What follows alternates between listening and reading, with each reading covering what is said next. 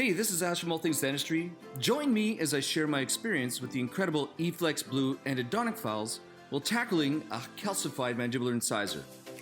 Combine eFlex Blue with the E-Extreme handpiece and the Ultramint Pro, and you will be unstoppable. I'll start each case with a reproducible glide path using a number 10 hand file. Next up is the 1504. The eFlex Blue is a heat-treated, triangular-shaped file, giving it the best of both strength and flexibility.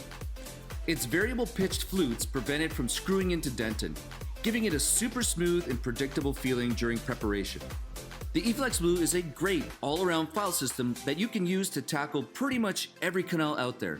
If you were trained with a sequential file system and are looking for a predictable file to use, this is it.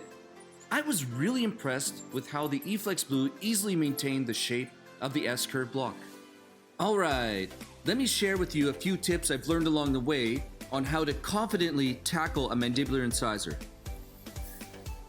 The first tip I was taught was to always assume two canals. In this PA radiograph, it appears that there is one canal all the way to the apex. However, from the radiograph you would never see, other than a CBCT, it is really a wide buccolingual pulp chamber that requires complete disinfection. So we'll start with an access angulation using a small carbide burr or diamond directed along the long axis of the tooth. Once we have made our way into the calcified pulp chamber, the second tip is to prep the access to assume there's always a lingual canal or lingual portion of the pulp chamber. Sometimes you have to clean and shape the buccal canal to orient yourself to where the lingual canal may be hiding.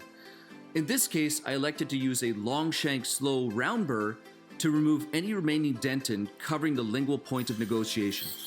Afterwards, I refined my access prep and removed any vital tissue with the Ultramint Pro ultrasonic unit.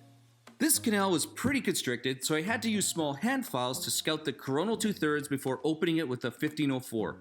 Handle flutter is something I learned from Dr. Ruddle, and it indicates at a flick of a file that you're in a canal.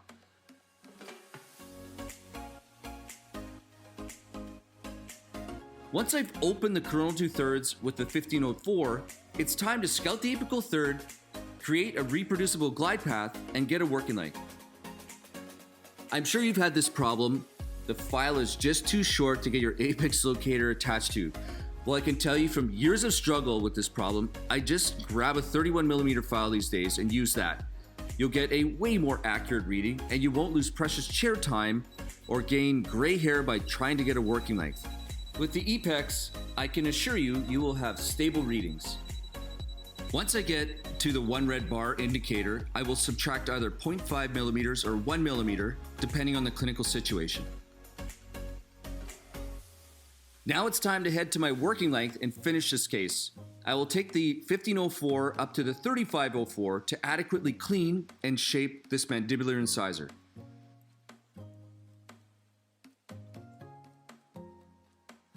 Continual irrigation is critical to the success of your root canal treatment, and activating your irrigant with the Ultra X aids to break down vital tissue and biofilm. Here's a cool trick I learned years ago to figure out if my canals are confluent. You can do this as long as one of the canals are shaped so you can get a gutta-percha point to length. So you place your cone in the prepared canal and take a minimum of a number 15 file in the suspected canal. Place the file to length, or as close as you can get, and as you remove the gutta-percha cone, see if it's scored or completely pierced. It will let you know if, and by how much, you need to shorten the other cone. I'll place sear off my cones with the fast pack, and that's it.